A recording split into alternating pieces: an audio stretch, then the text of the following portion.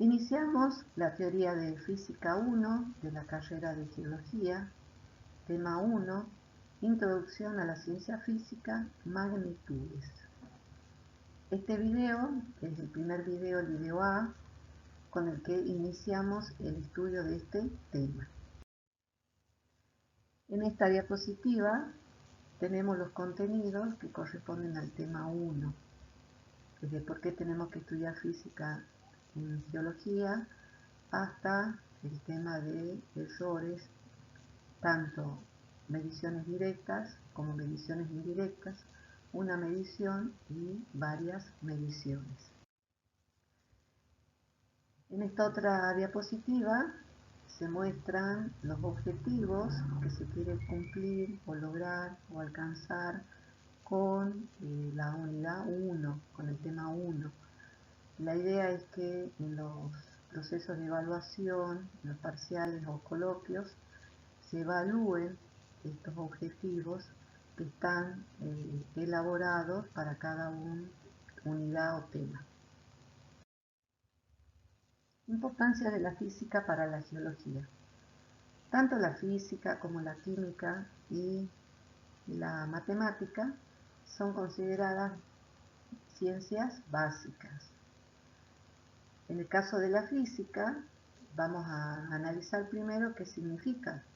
Es una palabra que proviene del latín ficus y esta palabra del latín a su vez proviene del griego físicos y hace referencia a todo aquello que tiene que ver con la naturaleza. Por lo tanto, podríamos concluir que es la ciencia que estudia la naturaleza y busca generar conocimiento sobre ella. En particular, la geología estudia la Tierra.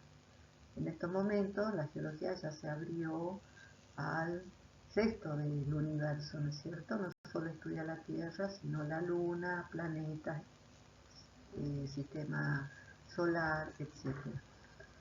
Pero desde la definición de la física uno puede o podría, digamos, comprender por qué es fundamental para la geología.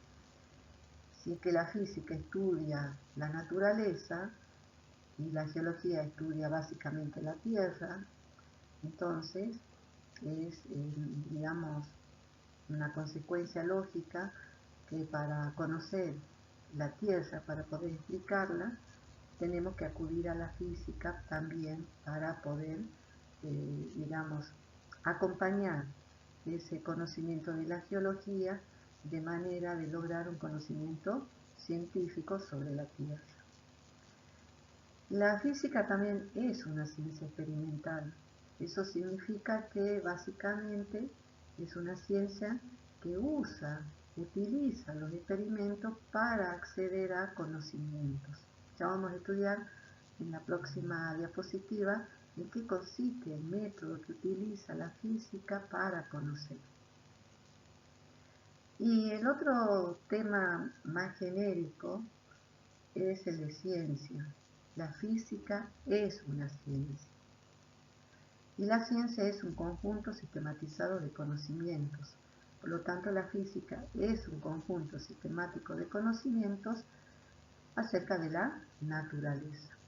Básicamente, la física estudia fenómenos, hechos que se dan en la naturaleza, donde no existe un cambio en la sustancia. En química, sí existe un cambio en la sustancia. Tenemos un papel y lo quemamos, cambia la sustancia del papel. Se transformó en cenizas. En cambio, en la física, a esa hoja de papel la podemos arrugar y va a seguir siendo papel. Ese es un fenómeno físico. Si esa hoja de papel, aparte de arrugarla, la lanzamos aplicándole una fuerza a una determinada distancia, esa hoja de papel va a describir una trayectoria, va a tener una velocidad inicial de partida, va a sufrir una fuerza durante el tiempo en que nuestra mano le aplica una fuerza para que pueda salir despedida a una determinada distancia. Entonces, esa hoja de papel arrugada y arrojada es un fenómeno físico. Y nosotros podemos estudiar ese fenómeno físico con modelos de la física, con modelos explicativos de la física, que vamos a poder ir desarrollándolos a través de Física 1 y de Física 2. Entonces la idea es que podemos colaborar desde la física con la formación del futuro geólogo.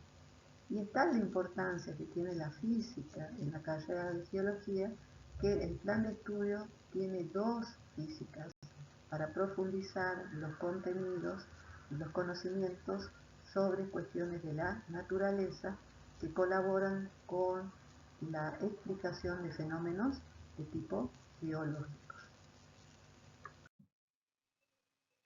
Podemos caracterizar el conocimiento de la ciencia física diciendo que es sistemático, que no puede ser confirmado o probado en forma definitiva, o sea, que el conocimiento se construye y reconstruye permanentemente. Utiliza el método científico para construir ese conocimiento y que no es un conjunto de reglas rígidas. Profundizaré enseguida más en esta condición. Las teorías se justifican mediante la evidencia experimental, pero para que se acepte una teoría debe haber consenso entre una comunidad de investigadores o científicos. Por ejemplo, en un congreso o reunión científica se pone a consideración de otros investigadores las conclusiones encontradas. Entonces ahora nos podemos preguntar cómo conoce la física, cómo avanza en sus conocimientos. Con lo que se conoce actualmente, con el conocimiento disponible, los investigadores se preguntan sobre algún fenómeno o hecho, algo que se desconoce, plantean un problema que no tiene solución de manera inmediata. Se plantean una posible respuesta, que llaman hipótesis, y que para verificarla tendrán que ponerla a prueba de alguna manera. Para ello, se propone consecuencias como predicciones, que podrán verificarse en un experimento que será posible replicarlo bajo las mismas condiciones. Si el experimento confirma la hipótesis, se podrá considerar la hipótesis como un nuevo conocimiento, el que se integrará a lo ya existente en forma de principios, leyes o teorías. Finalmente, a partir de estos últimos, se podrán proponer nuevos problemas, iniciándose nuevamente el circuito del método científico. Caso contrario, que no se verifique la hipótesis, se tendrá que retomar al inicio del ciclo, rehaciendo el problema original que dio inicio al circuito. El método científico es flexible y se va adaptando en la medida que avance en los distintos pasos, o permitirá la retroalimentación asegurando la vigilancia de los distintos procesos. Este dinamismo que se establece entre el fenómeno que se estudia y el investigador, dialéctica, permite que el conocimiento científico construya a partir de regularidades las categorías que surgen de la interacción entre el objeto de estudio y la mente del que investiga. Esta interacción va modificando a ambos en búsqueda de explicar, interpretar y predecir comportamientos de ese fenómeno o de ese objeto de estudio. Justamente, la gran fortaleza que tiene la ciencia es su capacidad de predecir resultados. Siguiendo el contenido del tema 1, vamos a desarrollar conceptos que nos permitirán avanzar en la metodología científica. Definiremos orden de magnitud y cifras significativas. El orden de magnitud de una determinada cantidad es la potencia de 10 más próxima al valor en cuestión. Veamos algunos ejemplos. 1150 kilómetros. Es un valor que está comprendido entre los 1000 kilómetros y los 10.000 kilómetros. La cifra más próxima es 1000 kilómetros. Por lo tanto, es del orden de los 1000 kilómetros o 10 al cubo kilómetros. Aquí utilizamos la notación científica. 7650 kilómetros está comprendido entre los 1000 kilómetros y los 10.000 kilómetros. La cifra más próxima es 10.000 kilómetros.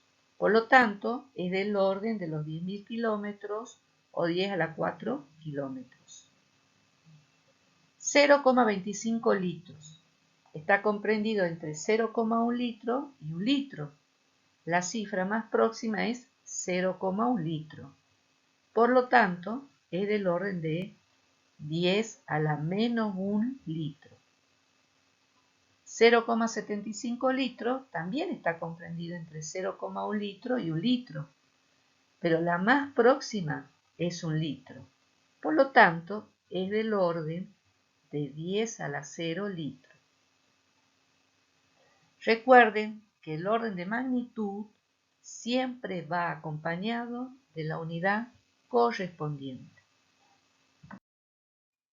En esta figura observamos tres ejes horizontales donde se representa la longitud, el tiempo y la masa respectivamente. Por ejemplo, la altura de un ser humano, como en el caso mío 1,60 m, está comprendida entre 10 a la 0 metros, o sea 1 metro, y 10 a la 1 metros, 10 metros.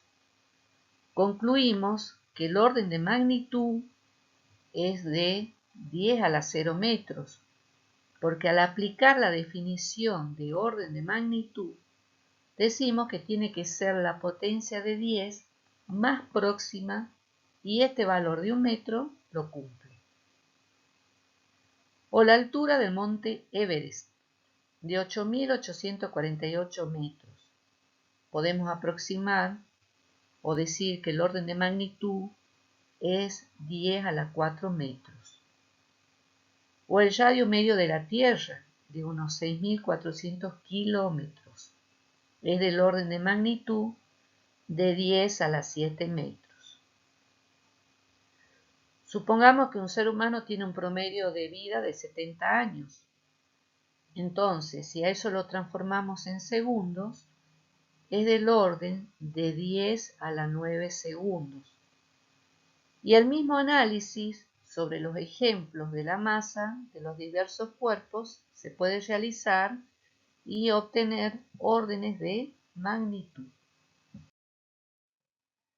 Con respecto al segundo concepto, el de cifras significativas, podemos decir que a partir de la medición de una magnitud física, se obtiene un número con su correspondiente unidad.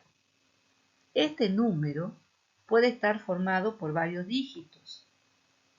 Llamaremos cifras significativas a los dígitos que realmente se obtienen a partir de la aplicación de algún instrumento en el proceso de medición.